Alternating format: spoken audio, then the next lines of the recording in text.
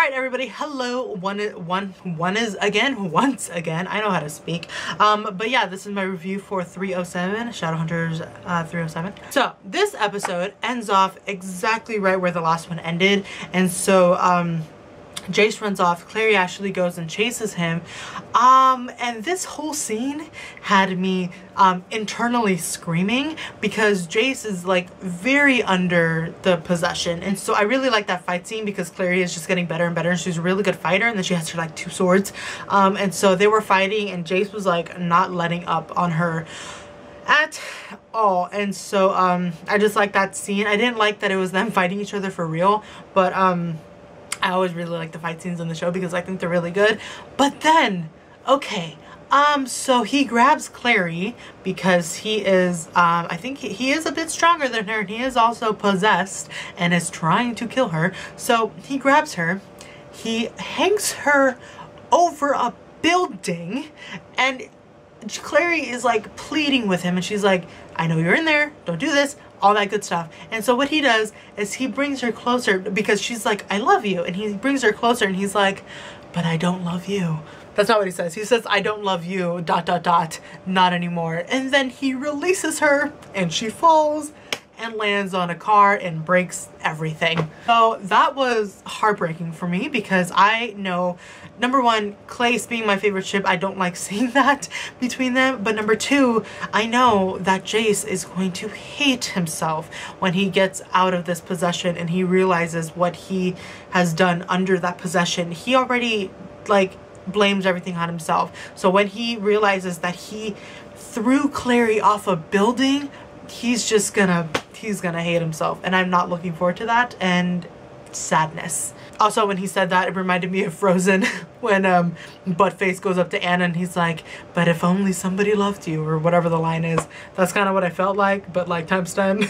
So that happened, and then she ends up calling, she eventually ends up calling, what's it called, Simon, and he rushes to her, and she's like on top of this car, her leg is bent in a way that it should not be. She cannot move. She eventually is fine, but yeah, Maya, she finally meets Jordan. She goes over to Simon's place, not realizing that Jordan also lives there, and he opens the door and she sees him and she's like, what is happening? What are you doing here? And so then things happen after that, which I will discuss in a moment, but her face when she saw him was just so sad. So yeah, Simon finally, you know, gets Clary and they all go to the institute, and Clary, I really like Kat's acting in this particular scene because she looked really sad and like made me very sad, but she eventually tells everybody, especially Alec, what happened at Lake Lynn, that she brought him back, that she used the wish and everything like that, and she's like, I'm sorry, and she apologizes directly to Alec, which I'm happy that they did, because like it was the biggest kept secret from Alec.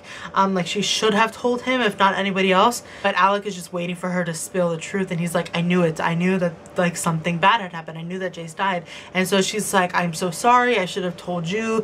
And then Alec, he actually y'all, he gives her a hug. Like, my bro TP feels with Clary and Alec. I love their relationship also, and I just adore anytime that they are actually like soft with each other. And so he gives her a hug, and Clary's like, oh my god, he's giving me a hug, he doesn't hate me.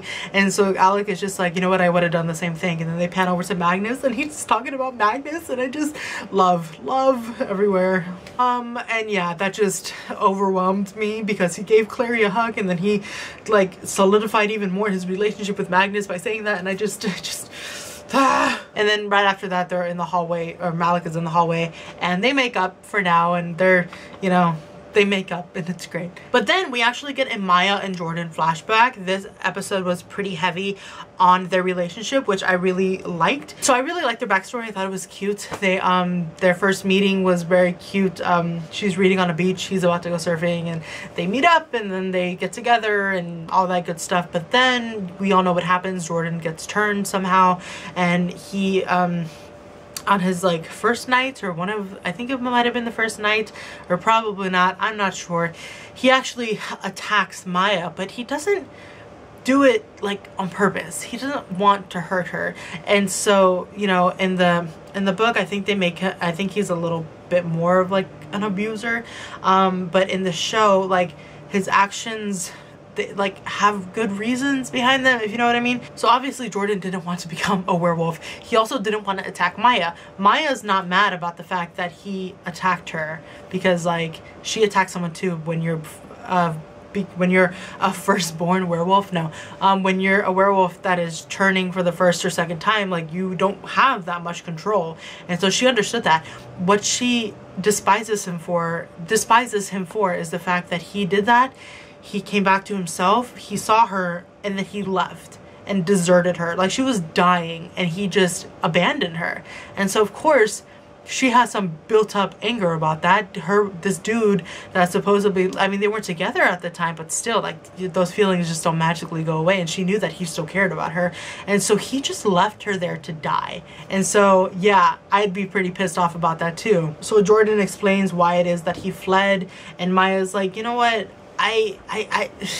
She's still mad at him, which I completely understand. And so I just feel she doesn't want to carry this burden of hate in her. She doesn't want to hold that with her, but she can't help it. Like this guy that she loved, that loved her, abandoned her to die on the ground. And so yeah, like I feel so bad for her, because like her whole world was just turned upside down and she didn't ask for any of it. So personally, I feel like I understand that. I mean, I guess I understand why Jordan left, but I don't think that that was what he should have done. He should have pushed through whatever the heck it was that he was feeling, and he should have helped her, because that was, number one, the right thing to do. And you know, he should have done that. And then we get to the parts where they're in Alicante and we actually see Consul Penhallow, you know, Aileen's mom. Then we have another scene with Katarina, and I love her character. She basically gives Magnus like a pep talk, and it's like, you are Magnus Bane, you are gonna do great things. And she like kind of helps him out mentally like that. And I know I've said this before, but I really want to see, like we've seen Magnus's cat eyes, I really want to see Katarina's skin, like her blue skin. I know we've seen like glimpses of it, like when it was like coming back and forth, and the other time that whatever was happening, and like we saw glimpses of it, but I would love to see her like comfortable in a room with Magnus or whatever, without having to glamour herself. I just would really like to see that. I think that would be really cool. And Owl Jace kills his grandmother and slices off one of her fingers or her thumb or something like that. So that was wonderful. And then Imogen, she sends a fire message to Alec telling him what the heck just happened. And Alec's like, we need to go because that just happened. And so Jace is just going crazy right now when he just killed his grandmother, which is another thing that he's going to regret. And I'm pretty sure she died because she sent the fire message and then she like went limp. So... And then Luke and Simon are at that place where Lilith is doing all her weird demon stuff. And Luke touched the blood in that like thing. And I was like, ew, don't do that. That's nasty. And then Simon killed 2 of her demons because they tried to attack him. And then his mark like diminished them into ashes. I was going to say something about Infinity War, but I'm going to refrain from that comment because that would be rude. Anyways, so Clary sends, they're in the, because Jace needed to have, what's it called, gotten something from Valentine, like his body, so he's buried in Alicante, so he's digging him up. Oh, excuse me, I yawned. So Clary, Izzy, and Alec go to him, and then they stop him with those the Malachi, I don't even know what. And so they hear people coming to get them, and so what Clary does is she whooshes them off to Magnus's place, and she's like, you need to go fix him, I will, you know, do something with him. So she obviously gets caught. We don't really see what happens until the next episode, but Jace just is like he's saying really hurtful things to these people that he loves. He's saying really mean things to Izzy and Alec and Magnus even, and this is just more because I'm hoping that he doesn't remember anything when he like gets unpossessed, but like I feel just because the universe won't allow me to have nice things that he's going to remember it all, and he is gonna feel so bad. Not looking forward to it. But yeah, that's basically the end of 307. So finally we are here. I'm going to talk about 308 in my next video, and then tomorrow I will have my video up for the finale of the mid-season finale of the show. Yeah, so that is it for this episode. Please let me know what you thought about 307. I'm about to film 308 right now. So yeah, please let me know any comments down below. Thank you all for watching once again, and I will see you in the next video that I'm going to film right now. Okay, bye-bye.